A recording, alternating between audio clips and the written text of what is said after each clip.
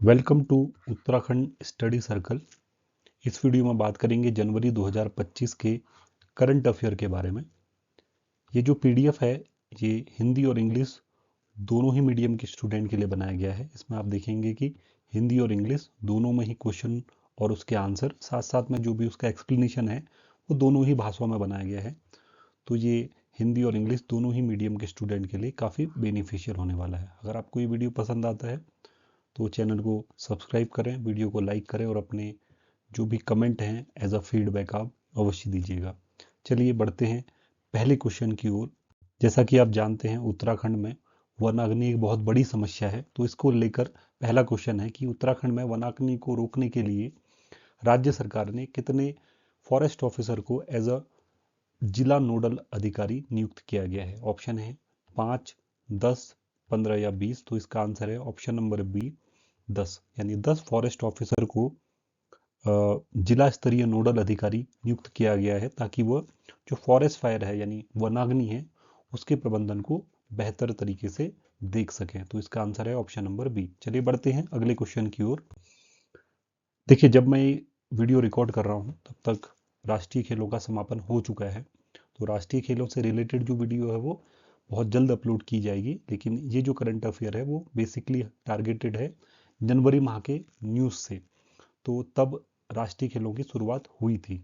तो इसीलिए क्वेश्चन पूछा गया है कि 38वें राष्ट्रीय खेलों का समापन समारोह किस तारीख को निर्धारित किया गया है। ऑप्शन है 14 जनवरी 2025, 14 फरवरी 2025, 26 जनवरी या 10 फरवरी।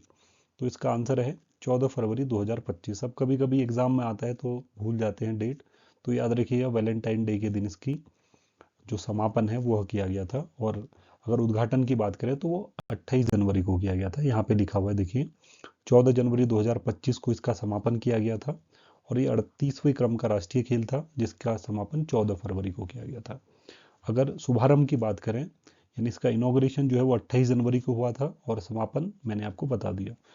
इसमें एक दो क्वेश्चन और पूछे जा सकते हैं कि जब इसका इनॉग्रेशन हुआ था या जब क्लोजिंग सेरेमनी हुई थी तब किसने इसका इनॉग्रेशन करा था और कहाँ पर ये हुआ था, इससे रिलेटेड क्वेश्चन है। देखिए, अगर उद्घाटन की बात करें तो देहरादून में इसका उद्घाटन हुआ था और प्राइम मिनिस्टर नरेंद्र मोदी ने इसका उद्घाटन किया था। समापन की बात करें तो अमित शाह ने इसका समापन किया और ये हल्द्वानी में हुआ था। तो यहाँ पे आपके क्वेश्चन पूछे जा सकते हैं, डेट आपको याद रखनी है, वेन्यू जो है वो आपको याद रखना है। बढ़ते हैं अगले क्वेश्चन की ओर। अगला क्वेश्चन लिखा है स्वतंत्रता के बाद समान नागरिक संहिता यानी यूसीसी को लागू करने वाला पहला भारतीय राज्य कौन सा है। अभी आपने रिसेंटली न्यूज़पेपर में पढ़ा भी होगा कि उत्तराखंड ने यूसीसी को लागू कर दिया है और उत्तराखंड पहला ऐसा राज्य है जो कि यूसीसी को लागू कर रहा है। तो इसका आंसर तो ऑब्वियसली बी होगा, लेकिन इसमें क्वेश्चन ये पूछा गया है कि स्वतंत्रता के बाद। तो इसको पूछने का पीछे रीज़न जो है, देखिए इसको एक्सप्लेनेशन में देखते हैं। अगर आप देखेंगे उत्तराखंड स्वतंत्रता के बाद समान नागरिकता संहिता यानी यूसीसी को लागू करने वाला पहला राज्य बना है, लेकिन गोवा में स्वतंत्रता से पहले से ही यूसीसी लागू है। यानी 1867 से पुर्तगाली नागरिक संहिता संहिता का पालन जो है वो गोवा करता हुआ आ रहा है। तो इसका आंसर तो बी होगा, लेकिन याद रखिएगा कि स्वतंत्रता से पहले अगर कोई स्टेट अगर पूछे तो वो है गोवा, जहाँ पे कि ऑलरेडी यूसीसी है। बढ़ते हैं अगले क्वेश्चन की ओर। अगला क्वेश्चन है एशियन वाटर बर्ड जनगणना के दौरान आसन वेटलैंड में कितनी पक्षी प्रजातियां दर्ज की गई। देखिए, एक सेंसस होती है जिसमें बर्ड की प्रजातियों को गिना जाता है और बर्ड को भी गिना जाता है। तो उत्तराखंड में आप जानते हैं देहरादून में आसन वेटलैंड है, वहाँ पे पूछा गया है कि कितनी बर्ड की प्रजातियां मिली हैं। ऑप्शन है 85, 97, 117 या 150, यानी 85, 97, 117 या 150। तो इसका आंसर है 117। देखिए, एशियन वाटर बर्ड जनगणना के अनुसार जो आसन वेटलैंड है वहाँ पे 117 प्रकार की पक्षियों की प्रजातियां मिली हैं। टोटल अगर पक्षियों का काउंट किया गया तो वो था 5225, लेकिन अगर जो बात करें यहाँ पे जो डिफरेंट स्पीसीज थी वो थी 117। आप जानते हैं जो अ, आसन वेटलैंड है वो देहरादून में है और ये उत्तराखंड की पहली रामसर साइट है जिसको कि 2020 में रामसर साइट डिक्लेयर किया गया था। तो इसका आंसर होगा ऑप्शन नंबर सी। पढ़ते हैं नेक्स्ट क्वेश्चन की ओर। लिखा है उत्तराखंड में जो अभी उत्तरकाशी में बेसिकली जो भूकंप आया था उसका मैग्नीट्यूड आपसे पूछा है कि उत्तरकाशी भूकंप की तीव्रता कितनी थी। ऑप्शन यहाँ पर आपको दिया है। जैसा कि आप जानते हैं, जो मैग्नीट्यूड होता है भूकंप का, उसको रिएक्टर स्केल में मापा जाता है। तो इसका आंसर है 3.5, यानी ऑप्शन नंबर ए इसका सही आंसर है। उत्तराखंड भूकंप विज्ञान केंद्र यानी नेशनल सेंटर ऑफ सिस्मोलॉजी, देखिए इंग्लिश में जो भूकंप के अध्ययन को सिस्मोलॉजी कहा जाता है। तो लिखा है कि राष्ट्रीय भूकंप विज्ञान केंद्र एनसीएस के अनुसार उत्तरकाशी में 3.5 तीव्रता का भूकंप दर्ज किया गया। आपको बताना है कि नेशनल सेंटर ऑफ सिस्मोलॉजी यानी एनसीएस, इसका हेडक्वार्टर कहाँ पर है, राइट। बढ़ते हैं अगले क्वेश्चन की ओर। लिखा है केदारनाथ वन्य जीव अभ्यारण्य में कौन सी लुप्तप्राय प्रजाति पाई जाती है, यानी इंडेंजर्ड जो स्पेसीज है केदारनाथ वाइल्ड लाइफ सेंचुरी में, वो आपसे पूछी गई है। काफ़ी इजी इसका आंसर है कि हिमालयन मस्क डियर यानी हिमालयन कस्तूरी मृग इसका सही आंसर होगा, यानी इसको IUCN की रेड लिस्ट में भी आता है, तो इसका आंसर होगा हिमालयन कस्तूरी मृग। पूछा है 38वें राष्ट्रीय खेलों का आधिकारिक शुभंकर क्या है। शुभंकर यानी मैस्कॉट। आपने अगर न्यूज़ को फॉलो किया होगा तो काफ़ी अच्छे से इसका आंसर जानते होंगे। ऑप्शन बी यानी मौली यानी हिमालयन मोनाल को ये प्रदर्शित करता है। पहले इसकी इमेज आपको दिखा दें, ये है, इसको मौली कहा गया है और हिमालयन मोनाल मौली इसको रिप्रेजेंट करता है और राष्ट्रीय खेलों का ये शुभंकर है। उत्तराखंडी मोनाल को दर्शाता है जो कि उत्तराखंड का राज्य पक्षी है। आप जानते हैं उत्तराखंड का राज्य पक्षी जो है वो हिमालयी मोनाल है और 38वें राष्ट्रीय खेलों में इसी को शुभंकर के रूप में रिप्रेजेंट किया गया था। अगला क्वेश्चन है, IIT रुड़की ने एक अभी स्टडी की जो रिपोर्ट थी उसको पब्लिश किया था। इसमें बताया गया है कि उत्तराखंड में कौन सी नदी भूस्खलन से बनने वाली प्राकृतिक बांधों के लिए सबसे अधिक संवेदनशील है। तो ऑप्शन आपके हैं भागीरथी, मंदाकिनी, अलकनंदा, धौलीगंगा। तो इसका आंसर है ऑप्शन नंबर सी अलकनंदा। तो IIT रुड़की ने बताया गया है कि अलकनंदा नदी अपनी सकरी घाटियों और तीव्र ढलानों के कारण भूस्खलन से बनने वाले बांधों के लिए सबसे अधिक संवेदनशील है। यानी अलकनंदा की जो सकरी घाटियां हैं वो यहाँ पे स्थित जो डैम है उनके लिए काफ़ी वल्नरेबल हैं, ये इस स्टडी में बताया गया था। ऑप्शन नंबर सी इसका सही आंसर होगा। आपको बताना है कि IIT रुड़की की स्थापना कब की गई थी, इसको आपको कमेंट बॉक्स में बताना है। नेक्स्ट क्वेश्चन है, उत्तराखंड में किस योजना के तहत GST में पंजीकरण की छूट दी गई है। क्वेश्चन का अर्थ ये है कि पहली इस योजना का लाभ लेने के लिए आपको GST नंबर की रिक्वायरमेंट होती थी, अब इसमें एग्जेम्पशन दे दिया गया है। तो आपको यहाँ पे योजनाओं के नाम दिए गए हैं, तो आपको ये इसका आंसर बताना है। ऑप्शन नंबर बी इसका सही आंसर है। मुख्यमंत्री स्वरोजगार योजना के तहत अब आपको GST नंबर लेने की जरूरत नहीं है, बिना GST नंबर के भी आप इसको अप्लाई कर सकते हैं। तो ऑप्शन नंबर 20 का सही आंसर होगा। देखिए अगला क्वेश्चन है, बागेश्वर, उत्तराखंड के बागेश्वर जिले में मुख्य रूप से कौन सा खनिज निकाला जाता था या निकाला जाता है जिस पर हाई कोर्ट ने अभी करंटली रोक लगा दी है। ऑप्शन है चूना पत्थर, सोपस्टोन या खड़िया पत्थर, क्वार्ट्ज या तांबा। तो इससे रिलेटेड आपने न्यूज़ में अभी पढ़ा भी होगा कि सोपस्टोन की जो वहाँ पे माइनिंग हो रही थी उस पर बैन लगा दिया गया है। न्यूज़ आर्टिकल आप देख सकते हैं कि बागेश्वर जिले में जो खड़िया खनन हो रहा था उस पर हाईकोर्ट ने रोक लगा दी है, यहाँ पे आप देख सकते हैं। अगला क्वेश्चन है, 38वें राष्ट्रीय खेलों की आधिकारिक मसाल का नाम क्या है। देखिए राष्ट्रीय खेल अगर अभी हुए हैं तो इससे रिलेटेड आने वाले एग्जाम में काफ़ी क्वेश्चन पूछे जाएंगे, तो राष्ट्रीय खेलों से रिलेटेड एक सेपरेट वीडियो बहुत जल्दी इस चैनल पे अपलोड की जाएगी। तो ऑप्शन यहाँ पे दिया है कि जो राष्ट्रीय मसाल थी, आधिकारिक मसाल थी राष्ट्रीय खेलों की, वो पूछा गया है, यानी official torch of the national game, इसका क्या नाम है वो पूछा गया है। तो इसका आंसर होगा ऑप्शन नंबर सी तेजस्विनी। एक बार आपको दिखा देते हैं तेजस्विनी। देखिए यहाँ पे आप देख सकते हैं, इमेज इतनी साफ नहीं थी, इसको तेजस्विनी नाम दिया गया था और ये जो मैस्कॉट है मौली, राइट। तो 38वें राष्ट्रीय खेलों की आधिकारिक मसाल का नाम है तेजस्विनी, जो कि शक्ति, प्रेरणा और उत्कृष्टता का प्रतीक है। तेजस्विनी जो है वो पावर, इंस्पिरेशन और एक्सेलेंस का एज अ सिंबल इसको रिप्रेजेंट करता है, राइट। यहाँ पे आप देख सकते हैं तेजस्विनी। अगला क्वेश्चन है, देखिए पिछले साल के जो राष्ट्रीय खेल हैं उससे रिलेटेड है कि पिछले राष्ट्रीय खेलों में यानी 2024 में राजा भालेंद्र सिंह ट्रॉफी किस राज्य ने जीती।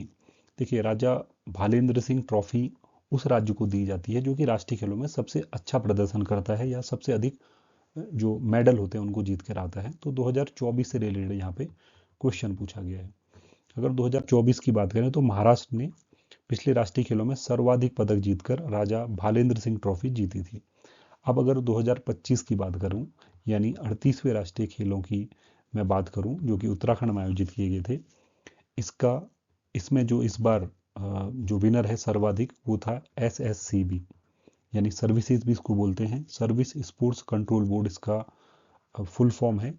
सर्विस स्पोर्ट्स कंट्रोल बोर्ड, इसने लगभग 121 मेडल के साथ पहला स्थान बनाया और इसी ने इस साल की 2025 की राजा भालेंद्र सिंह ट्रॉफी पूछी गई। लेकिन कभी कभी 2025 का भी पूछ लेता है, तो इसलिए मैंने इस क्वेश्चन को समाहित किया था। और इस बार यूके की यानी उत्तराखंड की जो रैंक थी वो थी 7th रैंक। और आपको बताना है उत्तराखंड ने टोटल कितने मेडल जीते, इसको कमेंट बॉक्स में बताना है। अगला क्वेश्चन है, मुख्यमंत्री सौर स्वरोजगार योजना किस वर्ष शुरू की गई थी? अभी मैंने क्वेश्चन पूछा गया था कि उत्तराखंड सरकार ने जीएसटी के लिए एग्जाम्पशन दे दिया है, यानी अगर आपके पास जीएसटी नंबर नहीं है तो आप उत्तराखंड में जो सौर स्वरोजगार योजना चल रही है उसके लिए आप अप्लाई कर सकते हैं।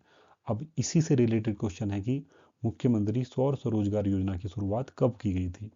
रिसेंटली एग्जाम में आपने देखा होगा कि एग्जैक्टली आपसे डेट पूछ लिया जाता है, तो उसी से रिलेटेड ये क्वेश्चन बनाया गया है कि सौर स्वरोजगार योजना की शुरुआत 2020 में की गई थी। ऑप्शन नंबर 20 का सही आंसर है। नेक्स्ट क्वेश्चन है, उत्तराखंड के किस जिले में रिस्पना नदी है? तो आप इसका आंसर बहुत अच्छे से जानते हैं, देहरादून। लेकिन इसको पूछे जाने का रीज़न आप देख सकते हैं कि रिस्पना नदी देहरादून में स्थित है और यह शहरी विकास और वनों की कटाई के कारण पर्यावरणीय संकट का सामना कर रहे हैं। जैसा कि आप जानते हैं देहरादून में काफ़ी कंस्ट्रक्शन होता है और इस तेज़ी से होते कंस्ट्रक्शन की वजह से रिस्पना नदी के जो अस्तित्व है उस पर एक संकट खड़ा हो चुका है। इससे रिलेटेड जनवरी में काफ़ी न्यूज़ इससे रिलेटेड काफ़ी देख सकते हैं आप, यहाँ पे पब्लिश हुई थी। तो उसी से रिलेटेड ये क्वेश्चन पूछा गया है।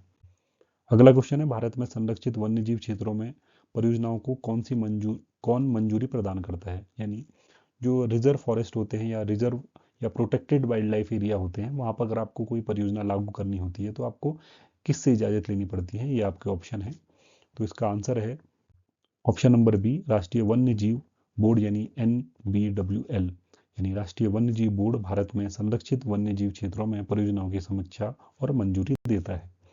तो आपको ऑप्शन में कमेंट में बताना है कि NBWL का हेडक्वार्टर कहाँ पर है। चलिए बढ़ते हैं अगले क्वेश्चन की ओर। उत्तराखंड में किस जिले में हाल की खनन गतिविधियों के कारण गंभीर भूधसाव की समस्या देखने को मिल रही है?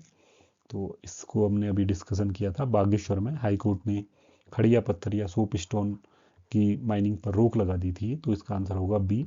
ये रोक इस वजह से लगाई गई थी कि बहुत अधिक खनन होने की वजह से भूधसाव की स्थिति यहाँ पर देखने को मिली थी। राइट, तो ऑप्शन नंबर 20 का सही आंसर होगा। अगला क्वेश्चन, हाल में ही उत्तराखंड में किए गए यूसीसी का पूरा नाम यहाँ पे पूछा गया। बहुत ही इजी क्वेश्चन है। इसका आंसर होगा यूनिफॉर्म सिविल कोड, यानी समान नागरिक संहिता। यूनिफॉर्म सिविल कोड इंग्लिश में पूछा है तो आप यूसीसी का फुल फॉर्म लिखेंगे, यूनिफॉर्म सिविल कोड, यानी समान नागरिक संहिता, यानी सभी नागरिकों को समान अधिकार प्राप्त हों। राइट, तो यूसीसी में विवाह, तलाक, उत्तराधिकारी, गोद लेने और इससे जुड़े समान कानून लागू किए गए हैं। तो इसका ऑप्शन होगा डी। नेक्स्ट क्वेश्चन पूछा गया है कि 38वां राष्ट्रीय की शुरुआत जो है वो राजीव गांधी अंतर्राष्ट्रीय क्रिकेट स्टेडियम से शुरू हुआ। तो पूछा गया है कि राजीव गांधी अंतर्राष्ट्रीय क्रिकेट स्टेडियम कहाँ पर है? तो इसका आंसर होगा ऑप्शन नंबर सी। तो आप जानते भी हैं कि राष्ट्रीय खेलों की शुरुआत जो है उसका शुभारंभ जो है वो इसी स्टेडियम से शुरुआत की गई थी और चीफ गेस्ट मैंने जैसा बताया मोदी जी इनॉग्रेशन सेरेमनी में एज ए चीफ गेस्ट थे। तो ये आप देख सकते हैं राजीव गांधी अंतर्राष्ट्रीय cricket stadium, option number C Dehradun इसका सही आंसर होगा। अगला है, उत्तराखंड में यूसीसी के तहत लिव इन संबंधों के लिए क्या नया नियम है? इस क्वेश्चन को इंग्लिश में अच्छे से देखते हैं। What is the new requirement under the UCC for live in relationship? तो ऑप्शन है no restriction, mandatory registration, government approval requirement या लिव इन रिलेशनशिप बैंड। देखिए, यूसीसी के तहत उत्तराखंड में लिव इन रिलेशनशिप के लिए मैंडेटरी रजिस्ट्रेशन है, तो इसका आंसर होगा ऑप्शन नंबर बी। ये सारे ऑप्शन गलत होंगे। ऑप्शन नंबर बी यानी अनिवार्य पंजीकरण इसका सही आंसर होगा। यानी लिव इन के तहत जो कपल होंगे उनको रजिस्ट्रेशन करवाना मैंडेटरी होगा। तो ऑप्शन नंबर 20 का सही आंसर होगा। तो इस वीडियो में इतना ही। आई होप कि आपको वीडियो पसंद आया होगा। अगर आप इसमें कुछ अपने सुझाव देना चाहते हैं तो कमेंट बॉक्स में अवश्य दें। इस वीडियो को ज़रूर शेयर करें और चैनल को ज़रूर सब्सक्राइब करें। तो इस वीडियो में इतना ही।